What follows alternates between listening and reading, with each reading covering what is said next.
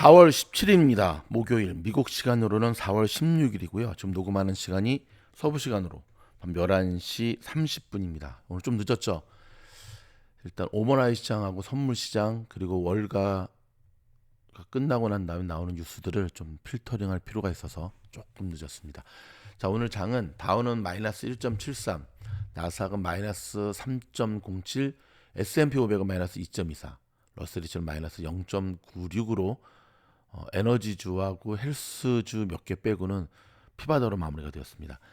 오늘 파월의 인터뷰 때를 기점으로 시장이 완전히 급락했고, 하지만 오늘 5교시죠. 애프터마켓 그다음 오버나이트장까지 좀 상승의 반등이 이어지고 있는데요. 자, 요 소식도 좀 이따가 전해드리도록 하고, 지금 첫 번째 소식은 테슬라 소식부터 전해드리도록 하겠습니다. 자, 오늘 테슬라 또 빠졌습니다. 주가가 5% 가까이 빠졌는데요. 일단 오늘 주가가 빠진 원인 중에 하나는 일단 관세 플러스 판매 급감에 따른 사이버캣 부품 공급 중단까지 나왔습니다. 자, 요 소식 좀 들여다보도록 하겠습니다. 자, 테슬라의 경영상 어려움이 가중되고 있는 모양새입니다. 판매량 부진이 지속되는 가운데, 자, 트럼프 대통령이 촉발한 미중 관세 전쟁으로 공급망까지 악화되었습니다. 테슬라 주가는 5% 가까이 급락했습니다.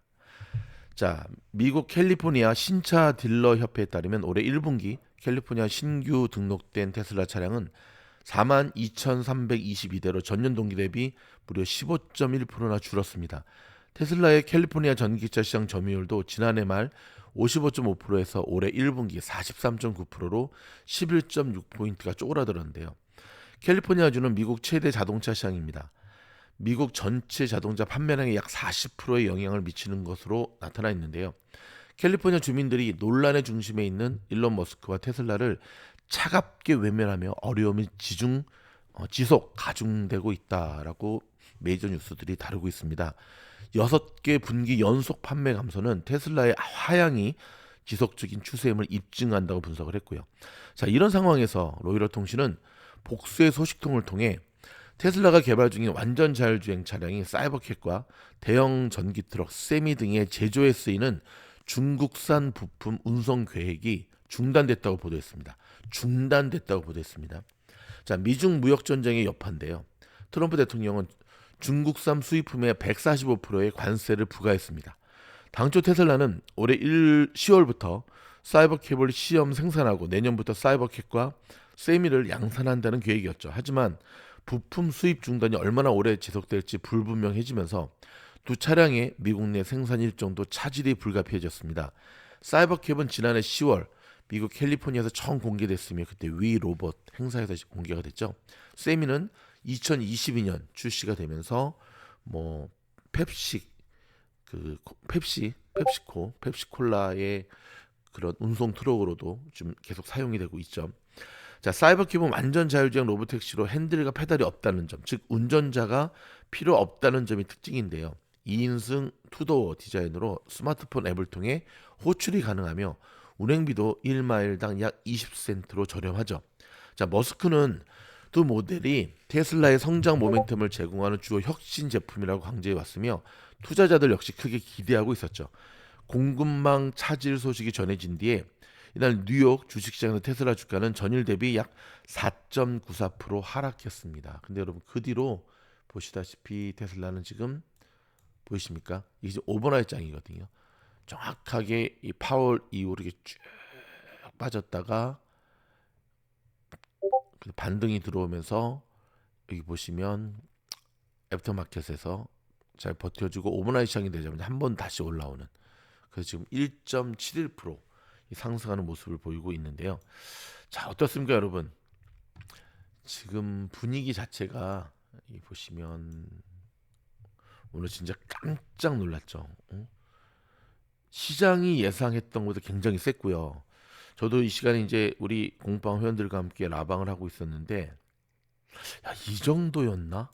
그러니까 어느 정도 예상을 하고 있었지만 이렇게 셀 줄은 정말 아무도 몰랐다는 사실이 충격적이죠. 자, 그렇다면 오늘 파월은 어떠한 인터뷰를 했기 때문에 이런 모양새인가? 핵심은 공급망이거든요. 일단 제가 이 소식 좀 전해드리고 난 다음에 조금 분석을 좀 해드리도록 하겠습니다.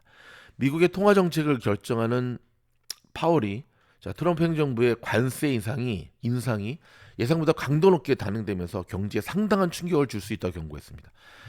정책 불확실성이 여전한 상황에서는 금리 인하는 고려하지 않겠다며 시장 개입에 선을 그어버렸습니다.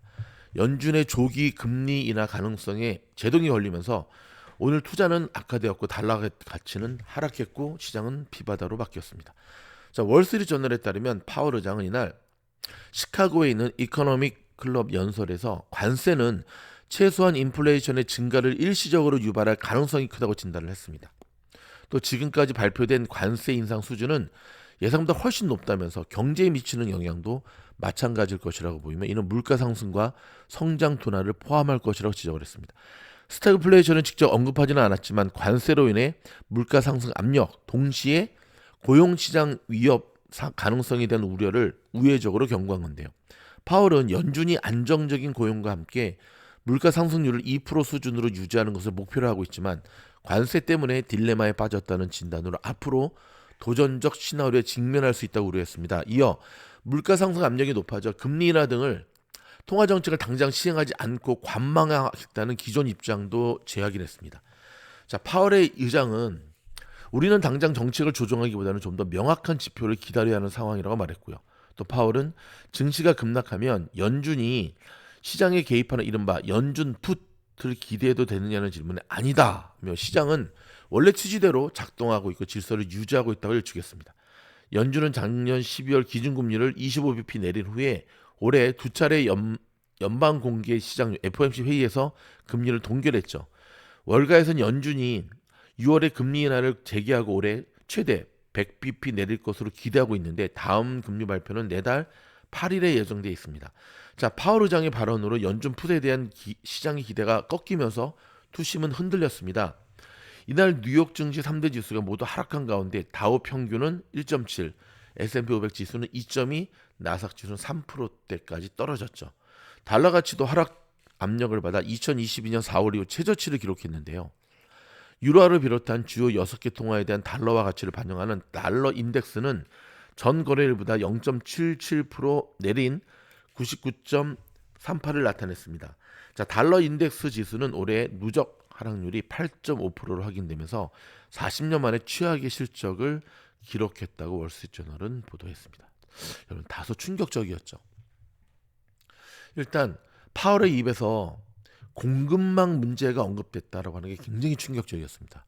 여러분 공급망 많이 들어봤죠? 맞습니다. 코로나 시절에 이 공급망 문제 때문에 엄청난 인플레이션이 발생한 거였거든요. 근데 오늘 파월의 입에서 공급망이 나왔어요. 처음 발표할 때부터 상당히 표정도 안 좋았고, 그렇죠? 굉장히 우울한 표정이었는데 단호하게 트럼프와 맞서는 전사적 이미지까지 볼 수가 있었거든요. 그러면서 오늘 사회자도 참 사회를 잘 봤습니다. 기분 나쁘지 않게 하면서 파월 뭐 너가 신이냐부터 시작해서 너 직업 마음에 들어? 발리 말하면 그거죠. 너 지금 하고 있는 일에 대해서 파월이 아니 트럼프가 너 잘라도 괜찮아? 뭐 이런 돌려서 이렇게 질문을 했는데 파월이 선을 단호히 그었죠. 양적 예를 들어서 시장이 어려울 때마다 연준 돈 풀어가지고 회복시켰는데 그런 양적 긴축, 양적 완화 정책에 대한 생각이 있어 했을 땐 no. 저는 파월의 오늘 이 모습을 보면서 여러분 파월이 변호사 출신이잖아요. 그렇죠? 고도의 두뇌 게임, 심리 게임을 트럼프와 지금 하고 있다. 근데 안타까운 것은 시장이 앞으로 되게 힘들어질 것에 대한 책임 공방에 대한 이야기로밖에 안 들렸습니다.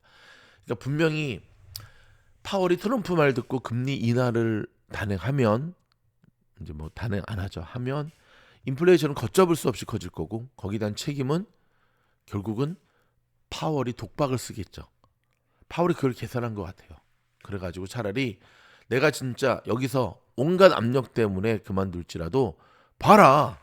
내가 옳았지 않느냐라고 하는 이야기를 계속해서 던지고 있는 모양새입니다.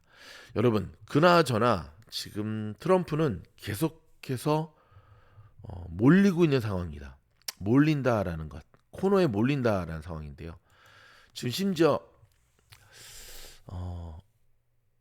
트럼프가 하버드 대학 아이비리그 지금 IRS 동원해가지고 면세 박탈시키는 거의 구체화되고 있거든요. 그때 아이리비그 대학들이 똘똘 뭉쳐가지고 지금 트럼프를 향해서 반기를 들고 있는데, 자 이거 상당히 지금 느낌이 안 좋죠.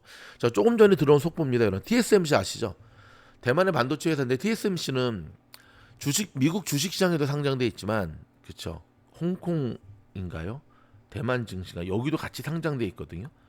근데 지금 조금 전에 들어온 소식에 따르면 자, 60% 와우 어닝 대박 났습니다. 관세 폭탄 전에 주문이 폭주했다는 소식인데 이거 조금 전해드리도록 하겠습니다.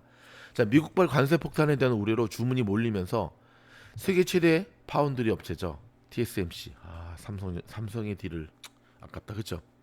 대만 TSMC 올해 1분기 순이익이 60% 급증한 것으로 나타났습니다. 자, 조금 전에 들어온 소식에 따르면은 1분기 영업 실적에 따른 순이익은 3,616억 대만 달러. 와우. 전년 동기 대비 무려 60%. 와우. 대박. 여러분 이거는요. 전문가 예상치인 3,456억 달러를 상회한 것으로 TSMC가 4분기 연속 두 자릿수 성장률을 기록했다고 로이터 통신이 전했는데, 또 블룸버그 통신 예상치는 3,468억 대만 달러도 웃돈 수치입니다. 자, 이제 여러분 공은 내일 애프터마켓의 TSMC가 이를 이어서 넷플릭스로 넘어갔거든요. 자, 그렇다면 여러분 과연 TSMC가 시장을 살릴 수 있을까? 이거 조금 더 지켜봐야 될 것 같습니다. 살릴 수 있다 없다. 모레는 여러분 그 프라이데이라고 해가지고 이제 성금요일 시장이 안 열리거든요. 그렇다고 한다면 내일이 이제 마지막인데 이번 주에 과연 어떠한 모습으로 마무리가 될지 이제 상당히 저도 지금 기대가 되고 있습니다. 여러분 중국의 쉐인이라든지 테무 있잖아요. 미국 광고비를 대폭 삭감했습니다. 지금 이유는 중국의 관세 정책에 대한 반대죠. 자, 이 광고비를 삭감해버리면 미국 빅테크도 타격을 받잖아요. 그렇죠? 자, 헤드라인 중심의 뉴스들을 좀 챙겨드릴 텐데 금값이 또 올랐습니다. 온수당 3,300. 이야, 진짜. 그 다음에 퓨어앤그리가 14로 다시금 내려앉은 모습 보이고 계시죠? 자, 또 하나 지금 현재 녹음하는 시간에 선물시장을 보면은 자, 반등에 살짝 좀 성공하는 모양새거든요. 보십시오. 자, 근데 이 반등이 데드캣 바운스일지 아니면 찐 반등일지는 내일 본장에서 이제 밝혀지겠고, 자, 비트코인이 선두에 달리고 있습니다. 현재 84,616.64. 근데 지금 비트코인 또한 8만에서 8만 5천 사이 박스권을 갖추는 모습을 보여주고 있거든요. 자, 이것도 또 어떻게 진행되는지를 좀 계속해서 지켜봐야 될 것으로 보입니다. 여러분 중국은 결연한 의지로 관세 전쟁이 진짜 전쟁하듯 지금 붙고 있거든요. 과연 트럼프는 이들을 잠재우고 다시 뭔가를 보여줄 수 있을지, 그렇죠? 지금 엔비디아에 이어서 AMD, 인텔까지 미중 관세 전쟁 핵심 전쟁에 반도체가 있다는 사실을 우리가 주목해야 됩니다. 자, 여러분 많이 어디서 봤지 않습니까? 반도체가 많이 지금 먼저 떨어지고 있는데 나중에 오를 때도 반도체가 오르게 됩니다. 자, 바이든 대통령이 오랜만에 등판했습니다. 그리고는 바이든이 트럼프가 도끼 내리쳤다. 도끼 내리쳤다. 자, 푸틴이 알아보는 머스크. 푸틴이 이런 말 했습니다. 일론 머스크는 인류에는 드문 사람이다. 화성의 탐사도 언젠가는 실현될 것이다. 미국의 자동차 가격이 5월 이후 줄줄이 인상될 예정입니다. 왜 인상되는 줄 알죠?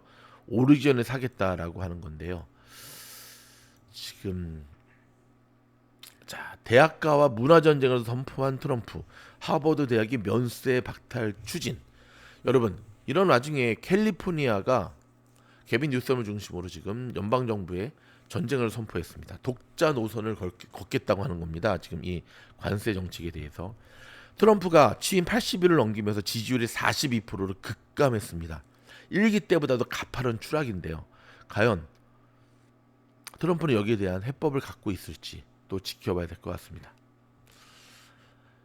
트럼프가 하버드를 향해서 좌파 바보들이 가르치는 세계 명문대에서 빼라. 이거는 트럼프가 실수하는 거죠. 하버드, 제가 어릴 때 봤던 하버드 대학의 공부벌레들. 1기 4년짜리 대통령이 빼라 그런다고 빠질 것도 아니고, 그쵸? 뭔가 나이를 먹어서 그런가요?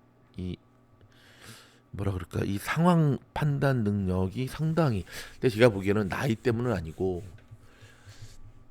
여러분 트럼프가 1기 때보다 지금 더 걷잡을 수 없이 강력한 모습을 보이는 것은 1기 때는 그래도 완충 작용을 할 만한 내각들이 있었거든요. 근데 2기 때 그런 애들 다 잘라버렸잖아요. 뭐 폼페이오 이런 거 다 잘라버리고 완전히 꼬봉꼬봉 딸랑딸랑, 그러다 보니까 지금 극단적으로 치닫고 있는데, 누구도 이 짓 했다가 임기도 못 채우고 폭망했죠. 자, 누구라고 묻지 마시고, 그렇죠.